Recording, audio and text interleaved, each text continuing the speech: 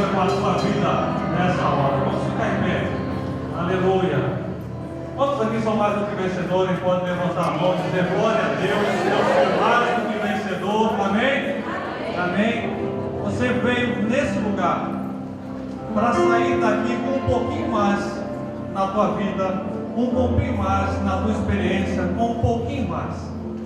Um pouquinho mais da palavra de Deus, um pouquinho mais de renovo, um pouquinho mais da presença do Senhor, um pouquinho mais de uma resposta. Há um algo do Senhor para a tua vida nessa tarde, se você crê nisso. Se você crê nisso. E antes de nós iniciarmos esse momento de louvor, o momento da ministração do seminário, eu escolhi esperar. Eu quero te pedir com toda a convicção: não permita que nada, nem ninguém, nem nenhuma situação o tire da presença de Deus nessa hora. Desliga o teu celular, deixa ele calado, deixa ele longe da tua presença agora, mas deixa no vibracão para você ver ele depois, 10 horas da noite, aí você pega ele. Porque senão você vai ficar ouvindo mensagem, vai ficar recebendo coisinha, vai ficar recebendo aquilo outro, vai ficar, meu Deus, aconteceu isso, meu Deus, está chovendo lá em Niterói, não. Nada disso. Fica nesse lugar, só recebendo mensagem do Espírito Santo, só recebendo palavras do Espírito Santo, só recebendo direcionamento do Espírito Santo na tua vida.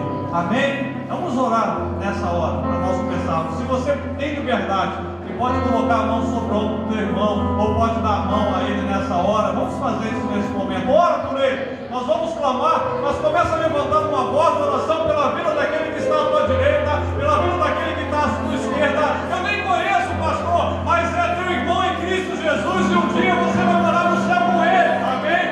Amém? Aleluia. Aleluia. Deus amado, Deus bendito, em teu nome nós estamos nesta tarde, neste feriado, neste lugar aqui em Nova Iguaçu, para celebrar o teu nome, para adorar o teu nome, para estar na tua presença, rendendo a ti culto, e também na tua presença, recebendo a tua palavra neste lugar.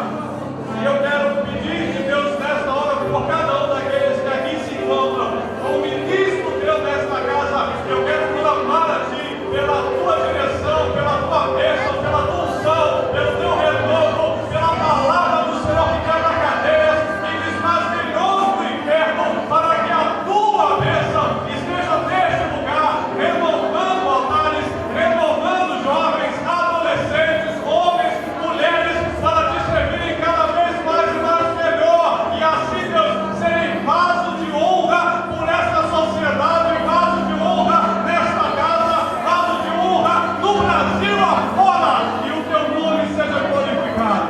Deus, tira do nosso coração, ou do coração de alguém nesse lugar, a preocupação, a ansiedade, o receio, mas o teu Espírito Santo esteja conduzindo cada vida nesta hora e durante todo esse seminário, a tua vontade, ao teu querer. Deixa, Pai, a tua bênção em nome de Jesus. Amém, amém, amém. Aleluia. Você pode levantar a mão esquerda e dizer bem forte comigo assim: eu escolhi esperar.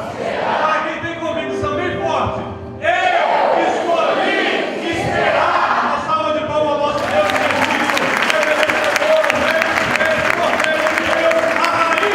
Boa tarde, galera. Tem gente animada aí? Maravilha, isso aqui foi só para começar, hein? Tô achando vocês desanimados nesse feriadão. A videira de vocês está bem murchinha, hein?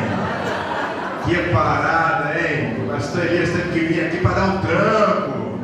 Vou dar uma chance, hein? No intervalo eu quero ver se você vai estar animado, animada, viu? O cara quando vai na quinta vez, né? Já é mestrado, né? Mas eu brinco, o pessoal for a sexta vez no Escolhi Esperar, né, Felipe? A gente já vai fazer um descarrego já. Ele tem que desembolar também, né? Tem que desembolar, mas bem-vindo para todo mundo. Deixa eu fazer uma pergunta aqui. Quantos aqui são solteiros? Levanta a mão. Solteiros. Uau! Nunca se viu tanto solteiro por metro quadrado em Nova Iguaçu, viu? Jesus amado. Engraçado, todo lugar que eu vou, que eu pergunto, galera, eu pergunto assim, onde tem solteiro? Tem gente que levanta as duas mãos. É o solteiro ao quadrado, tá ligado? É aquela pessoa assim. Agora, sabe quando você vê, porque tem um time dos que esperam em Deus e tem os que desesperam em Deus, sabe? É mole encontrar o desesperado. Todo mundo me pergunta assim, Nelson, como é que começou esse negócio? O que é esse negócio de escolher esperar? Todo lugar que eu vou, eu tenho ido várias cidades do Brasil, pela graça de Deus, e assim, as pessoas sempre fazem duas perguntas, né? Perguntam se eu viajei bem, e a outra pergunta é que todo lugar, todo almoço, todo jantar que eu vou, todo mundo pergunta, me conta aqui, como é que começou esse negócio de escolher esperar? Né? Eu falar, vou só contar só na hora. Negócio de informação privilegiada, né? Mas aqui eu sei que não tem, ninguém aqui é curioso, ninguém aqui é curiosa, ninguém aqui gostaria de saber a história do escolher esperar, não é verdade? Não, só as mulheres, né, que não deixam passar, você já ouviu? Bom, todo mundo sempre pergunta, que negócio é esse do escolher esperar? E para começar esse seminário, eu gostaria de explicar algumas coisas, e essas coisas vão nos ajudar a entender qual é o propósito desse seminário, qual é o propósito dessa campanha. E o escolher esperar, pessoal, primeiro é a história da minha própria vida.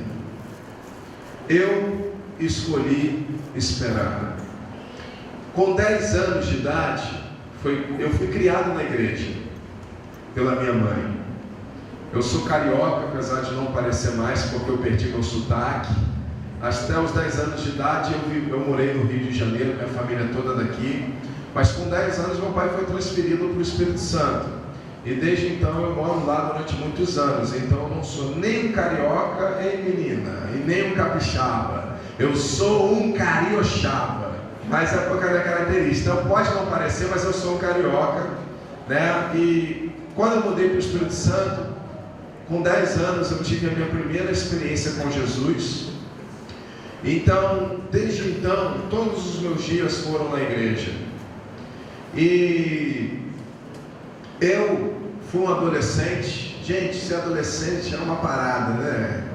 É uma coisa assim, o pessoal fala que adolescente é complicado. Mas na verdade, o adolescente não é complicado. O adolescente ele vive experiências complicadas. Tudo é novidade para ele. E eu fui um adolescente. Agora, você ser um adolescente cristão, gente, era uma luta, viu? Você parece que é quase duas coisas incompatíveis. Você querer ser adolescente e você ser cristão. É uma luta, é uma provação. Você é submetido a uma série de coisas. Agora, você ser um adolescente cristão, querer ser puro, gente, parece uma utopia. E eu vivi as lutas de um adolescente. Eu vivi as minhas lutas de adolescente cristão, e eu sei o que é na pele, o que é você querer ser um cristão, viver num mundo sujo como o nosso, você querer ser puro num mundo sujo. Eu sei o que é você querer ser puro numa sociedade pornô. É difícil, gente. E o tempo passou, e eu vi como as lutas de um adolescente eu senti. Só que eu entrei na juventude. E quando eu entrei na juventude, eu ainda escolhi esperar. Eu nunca tinha namorado nenhuma menina. E, gente, ser solteiro é uma luta. Ser jovem é uma luta. Ser solteiro parece um crime, já viu? Caramba, eu perguntei aqui quem é solteiro, porque você ser jovem e você ser solteiro parece que as pessoas não admitem um jovem solteiro. E o solteiro passa por tanta luta, gente, por tanta perseguição. Você já viu, ninguém pode ver um solteiro dando mole que começa a pegar no pé? Quantos aqui já ouviram falar em bullying? Levanta a mão. Cara, existe bullying para solteiro. Pode crer. Eu sempre fui magrelo, alto. Gente, eu sofria bullying porque eu era alto e magro. Então a pessoa, se ela é magra, ela sofre bullying, todo mundo zoa. Se ela é gorda, todo mundo zoa. Se o cara é feio, todo mundo zoa na escola, mas se o cara é bonito que nem eu, ele sofre. O cara sofre bullying porque é careca, porque usa óculos, ou, né? Existem várias formas de bullying. Agora tem um bullying que é o mais cruel de todos. Eu estou levantando uma tese no Brasil. É o bullying para solteiro. Você sabia que o solteiro sofre bullying? E eu comecei a catalogar os bullies igual ao furacão, sabe?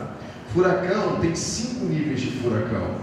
O bullying para solteiro também eu comecei a catalogar. Então tem o nível 1, nível 2, o nível 3, o nível 4 de bullying. Eu vou te dar alguns exemplos aqui de como que você sofre bullying como solteiro e você nem nota.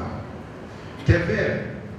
Todo solteiro, as pessoas quando ficam muito tempo sem ver você, quando elas te reencontram, elas te fazem sempre 2 perguntas. Por educação, elas perguntam se você está bem. E por intromissão, elas perguntam: ei, já está namorando já? Cara, que prova! As pessoas não querem saber se sua mãe está viva, se você está com saúde. Elas querem saber se você está com alguém, não é verdade? Esse é o primeiro bullying, é o bullying de todo dia. Agora tem um bullying de nível 2. O bullying de nível 2 é aquele bullying mais discreto. É o bullying que eu chamo de bullying silencioso. E é o bullying que acontece, sabe aonde? Nas igrejas. Rapaz, solteiro sofre bullying na igreja. Quer ver um exemplo? Gente, acabou o culto, vai todo mundo lá para fora. Mas é uma coisa impressionante que quando tem 2 solteiros lá fora conversando, às vezes a menina procura o rapaz e fala assim: você se inscreveu para o concurso que vai ter na prefeitura de Nova Iguaçu? Aí, me inscrevi. Você sabe aonde vai ser? Aonde que vai ser? Que dia que sai aí os lugares, os locais da prova? Mas quando eles dois estão conversando aquilo ali, a atmosfera ao redor muda. Gente, 2 solteiros causam um efeito. Gente, começa com alvoroço. A Bíblia diz que o inimigo passa ao derredor, né? Gente, mas eu acho que também na igreja, 2 solteiros na porta conversando, gente, começa uma movimentação, uma esfera. O clima muda ao derredor de um solteiro. Começa um anda-anda, começa todo mundo olhar, e às vezes você está conversando algo que não tem nada a ver com o que as pessoas querem que tenha a ver, ou que elas pensam que está rolando. E aí é engraçado, porque eu digo que esse bullying é o mais silencioso, pastor, porque acontece de várias formas. Tem o bullying que você sofre do seu melhor amigo, da sua melhor amiga, é aquela pessoa que torce por você, é aquela pessoa que ora por você. Jesus, desembola esse manto, meu Deus. Jesus, ajuda ele, ajuda ela. E aí o teu amigo, esse bullying silencioso, por quê? Porque a pessoa está lá, você está na porta da igreja e tal, e o teu amigo passa por trás assim, né? Dá uma olhadinha para você e faz assim, ó. E sai. Cara, mas tem o bullying silencioso do espiritual, né? O pastor da igreja, homem espiritual, né? Aí como é que é o bullying do espiritual? Ele passa, dá uma olhadinha e faz assim.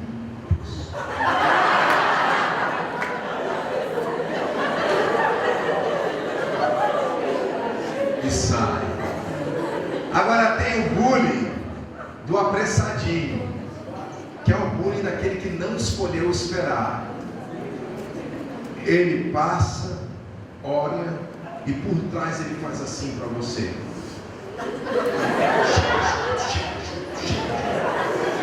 E sai. Você está rindo, né? Que não acontece isso com vocês, né? Esse é o bullying de nível 2. O bullying de nível 3 é aquele que a gente sofre dentro de casa. Nosso Pai. Imagina você comigo, aniversário de 80 anos da sua avó. Reúne aquela primaiada que vem do interior, vem tio lá de Arriba, lá do Nordeste. Aí vem aquele monte de tio que você não vê há 20 anos, aí reúne aquela velharada, você não sabe se você está no aniversário ou se você está no museu, sabe? Aquele monte de tio novo, tio velho, primo de segundo, de terceiro, de quarto grau, de quinto grau, aquela confusão, aquele monte de gente falando alto, e aí aquele pagode comendo solto, aquela falação, e aí você naquele tumulto inteiro, aí sempre aparece aquele tio atribulado, já vem com aquela latinha de cerveja, aí já vem pegar no seu pé, né? Ei, minha filha, já tá namorando! Gente, que luta! E esse bullying, você sofre dentro de casa, sabe quando? É quando você vira o assunto da mesa. Quando alguém fala, mas ei, fulana tá sozinha até hoje, a menina tão bonita, meu Deus. Aí vem a tiazinha, olha pra você, rapaz, e fala assim, você é um menino tão bonito, você precisa dar um jeito de sua vida, você precisa de alguém, menino. E aí a família inteira se mete na sua vida. Aí tem também esse bullying que rola na mesa, o bullying coletivo. Quando você sai com seus amigos para a pizzaria, que você vira o assunto da mesa na hora da pizza, com a galera. Só que esse é o mais triste, o mais constrangedor, quando tem outro solteiro na mesa. Que a pessoa olha assim, mas ei, a fulana aqui também está esperando em Deus, hein? Gente do céu, e o bullying que o pai dá no filho, a mãe dá no... vem dos pais. Gente, é quando papai e mamãe parece que está querendo desencalhar você, sabe? E aí chega e fala, ô fulano, olha minha filha, ela é tão bonita, olha. Já fica já jogando, mas hein, ai filha, mas se eu tivesse solteira, olha que bom, filho. Gente, é uma luta.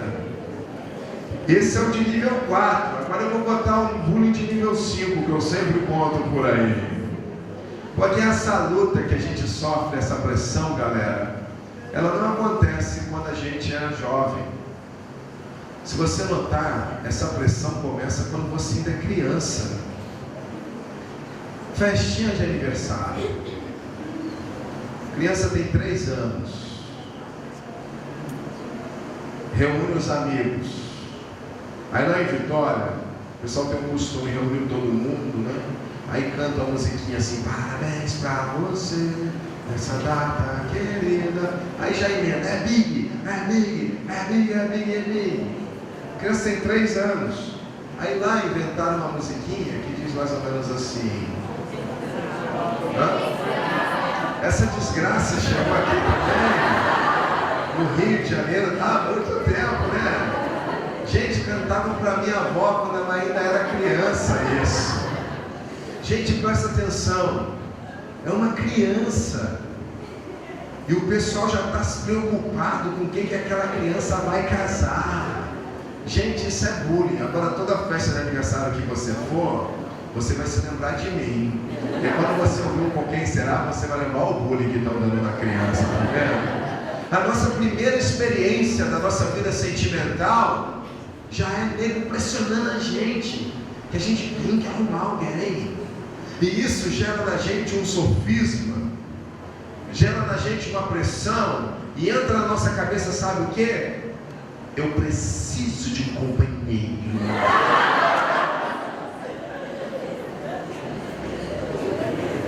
Gente, você tem 3 anos e cantam pra você Com Quem Será. Sabe qual é o problema do Com Quem Será, galera?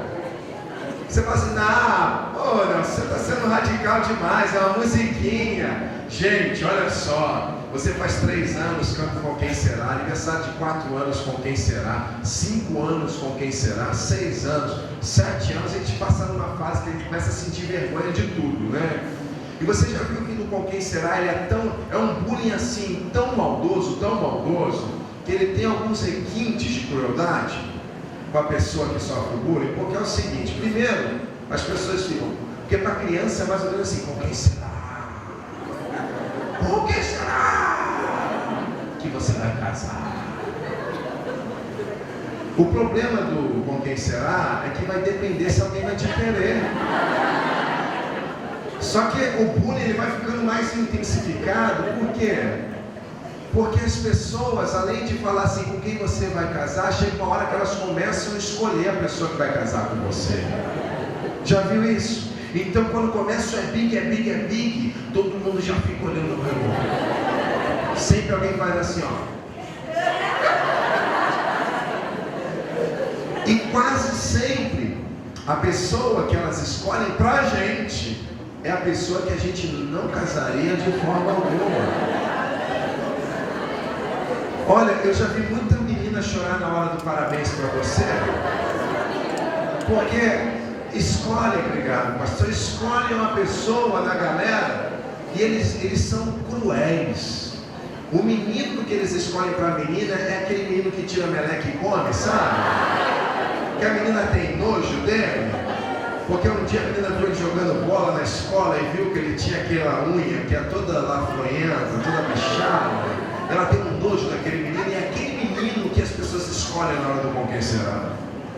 Já vi muito menino chorar na hora do parabéns. Por quê? Porque quando escolhem para ele, escolhem aquela menina da rua, sabe, que ninguém quer. Aquela menina que ela parece a Vanessa da Mata, é mata aqui, é mata tudo. É um matagal danado. A menina que tem bigode, a menina da rua que tem bigode, parece um gato. O cara fica bravo, quase vira o bolo na cara dos colegas. E depois, menina fica ali mesmo, mais homem, depois degustou a ele o resto da semana na escola. Por causa de um com quem será. Imagina, gente, como que é cruel isso. Aí o que acontece? Você com 3 anos começando a cantar com quem será para você. Aí no dia que você faz 13 anos, também canta com quem será. Sabe que conclusão que você chega? Você está encalhado. Tem 10 anos. E você não se casou ainda. Você ri, né? Nada, porque não acontece isso com você, né? E o que acontece? Eu uso esses exemplos porque eles são exemplos assim, inofensivos ao primeiro momento, mas é porque todos nós somos pressionados a ter alguém. Só que todos nós passamos por uma fase que nós queremos ter alguém.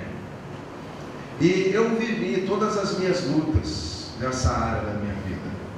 Eu senti isso na pele. Eu esperei 7 anos sem ninguém. Eu sei o que é você ficar 7 anos sem ninguém. Eu senti isso na pele. Mas paralelo a isso, eu comecei a ver também como que não só eu sofria, mas eu comecei a notar que todo mundo na minha idade, todo adolescente, todo jovem sofria nessa área. Eu trabalho com jovens adolescentes há pouco mais de 20 anos. Com 12 anos de idade, eu já era líder de adolescentes na igreja. Então, os adolescentes, ao invés de conversarem com o pastor sobre os seus problemas, os adolescentes me procuravam para contar os seus problemas, porque eu era um adolescente, e tanto menina quanto menino, eu comecei a ver que um dos temas que mais afligia os adolescentes era o coração. Só que o tempo foi passando e eu comecei também a trabalhar com jovens e comecei a ver que assim como os adolescentes, esse assunto também aflige os jovens. E eu comecei a ver que vida sentimental é a área da nossa vida que mais mexe com a gente.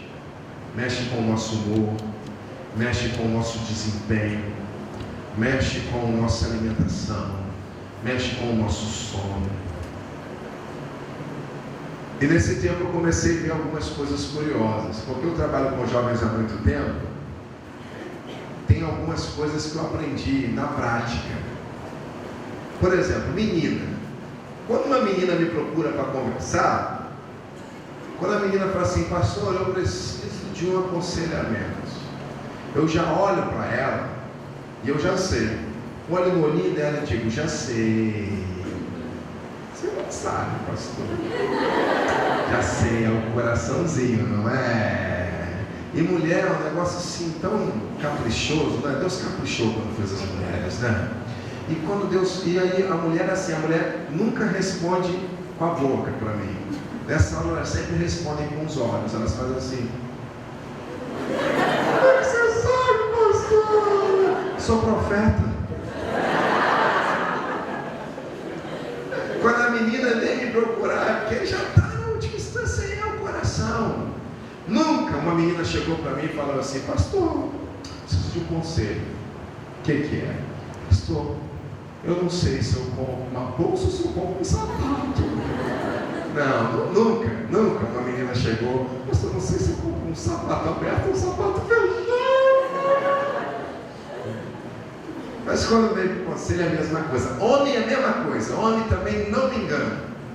Quando um cara chega para mim querendo conversar, eles vêm sempre com a mesma coisa. Pastor, só conversar. Eu falei, aí, mano, o que é? O que você está a fim de conversar sobre o quê? Olha que eu estou passando umas lutas aí. Aí eu já sei. Eu sempre pergunto. Só te fazer uma pergunta. A sua luta usa saia?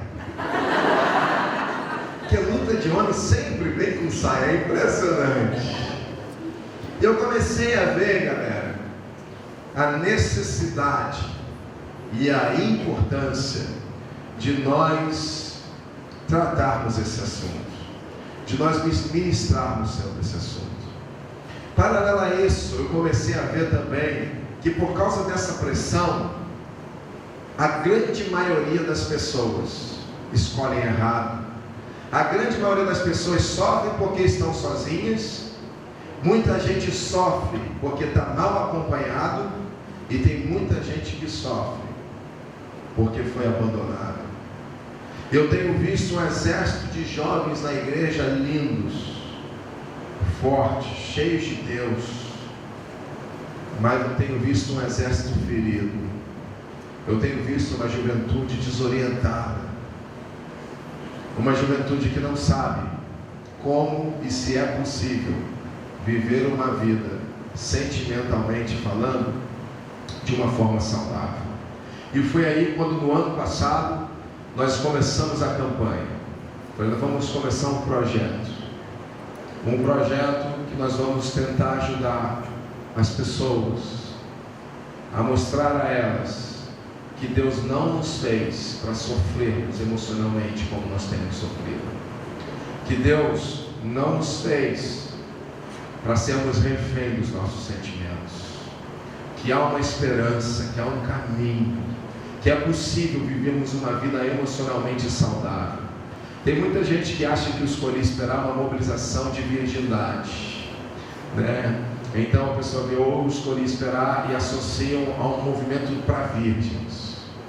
E as pessoas sempre me perguntam, e os que não são mais virgens? Como é que ficam? Mas o escolhi esperar não é uma campanha para virgem. Você vai entender melhor à medida que a gente for falando algumas coisas ao longo da palestra. Então, se você é virgem ou se você não é virgem, você não precisa ficar preocupado, né? Às vezes as pessoas já me taxaram como, a imprensa já me taxou como o pastor dos virgens. Eu falo, puxa vida, quer dizer agora que eu sou a Sandy versão gospel, né? Fico me sentindo, né? Pastor dos virgens. Um dia desse, um tempo atrás, eu respondi a uma matéria na revista Galileu. E na revista Galileu, uma revista grande, de grande circulação nacional, e a jornalista, né, com essa obsessão, né, de um movimento de virgens, depois do final de tudo, na entrevista, eu lembro que ela me fez uma pergunta que foi muito engraçada. Ela me perguntou assim, pastor, vocês não pensam em fazer um dia destinado aos virgens? Vocês assim, sei lá fazer uma passeata. Na hora que ela pensou, uau, que ideia maravilhosa que ela me deu. Falei, já sei, nós vamos fechar a Avenida Paulista e nós vamos fazer uma passeata só de virgem. E aí já tem até o nome, o dia da parada virgem. Fiquei imaginando um monte de gente com cinto de castidade pro alto. Coisa maravilhosa, imagina. Mas eu escolhi esperar, na verdade, é uma mobilização que vai muito mais além do que virgindade. É uma mobilização que quer cooperar para que as pessoas consigam desenvolver uma vida emocionalmente saudável e uma vida sexualmente pura. Nós vivemos num mundo pornô, numa sociedade pornográfica. A sensualidade, ela é explorada com tanto extremo no nosso país, que ela deixa de ser uma sociedade sensual e é uma sociedade pornográfica. Quantos outdoor você passou vindo para cá que tem um apelo à sensualidade? Está anunciando lá um sapato, tem que ter uma mulher pelada.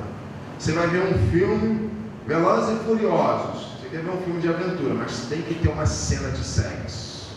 Não é verdade? Como é difícil ser puro no mundo pornô. Como é difícil. Quantos aqui estão na faculdade, universidade? Levanta a mão. Caramba, se lá na sua faculdade um jovem diz que é homossexual, ele passa hoje até a ser respeitado, porque hoje no campo universitário, as pessoas que assumem a sua sexualidade hoje, elas são tidas, é uma tendência do momento, né? Então elas são tidas como pessoas assim, especiais, pessoas respeitáveis, né? Elas são assim, é cool agora, né? Cool, é top, é um negócio assim que dá. Mas se lá na sua faculdade, homem não conversa muito sobre essas coisas, mas se uma menina chegar para os colegas da sala, e se ela é cristã, e ela tem um noivo, ou um namorado, e ela chegar para as amigas contam suas aventuras sexuais no final de semana, e ela fala assim, eu não durmo com meu namorado. Homem ri disso. Se o homem falar para os colegas assim, eu não.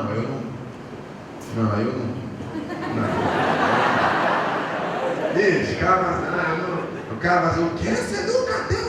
Não, eu não. Rapaz, se o homem fala um negócio desse na escola, rapaz, a galera ri.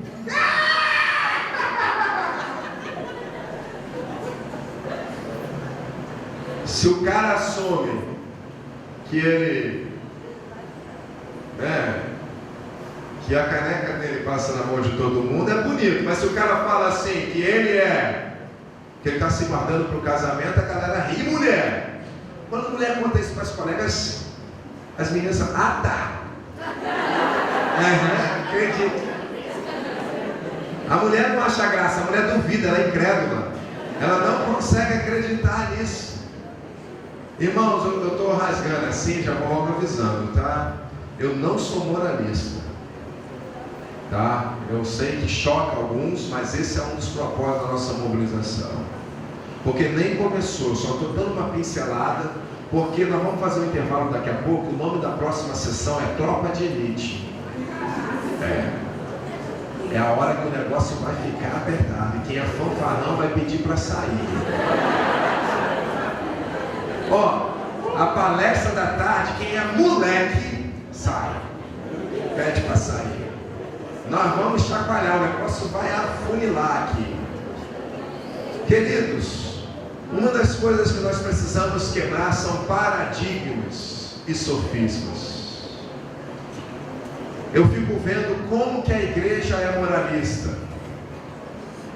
A igreja confundiu pureza com puritanismo. Puritanismo é uma coisa, pureza é outra. Eu vou cortar reto aqui, galera, não é porque eu sou imoral, é porque está na hora da gente parar de tapar o sol com a peneira. E nós sabemos que no mundo o diabo não dá volta para ensinar para a gente os seus conceitos errados. Então eu falo rasgado porque está na hora da gente mexer nessa ferida da igreja. A igreja não tem tratado esse assunto. A igreja tenta ensinar os jovens sobre sexo. Eu falo para os pastores, Quando o pastor quer fazer conferência para ensinar jovens sobre sexo, eu falo, dançou, rodou. Ensinar sexo para jovem não rola, porque o jovem já aprendeu tudo sobre sexo. Nós temos que ensinar sexo para nossas crianças. Todo mundo aqui sabe. Você pode até nunca ter feito sexo na sua vida, mas você sabe. Nós estamos na escola, nós estamos no trabalho. Sexo não é novidade para ninguém, gente. Mas na igreja, tem pai que fica assim, não, eu fui numa igreja e o pastor falou assim, os pais estão vindo aqui porque estão preocupados, porque queria sua filha, né? Tem um irmão aqui da igreja, um líder aqui, rapaz, ele não queria deixar as filhas vir, não queria de jeito nenhum para a palestra, porque eles não sabiam o que você ia falar. Eu falei assim, mas pensei, quantos anos eles têm? Porque é melhor às vezes não vir mesmo não. Não, tem 15 anos. Eu falei, pelo amor de Deus, pensei que tivesse 4. Gente, e outra coisa, as coisas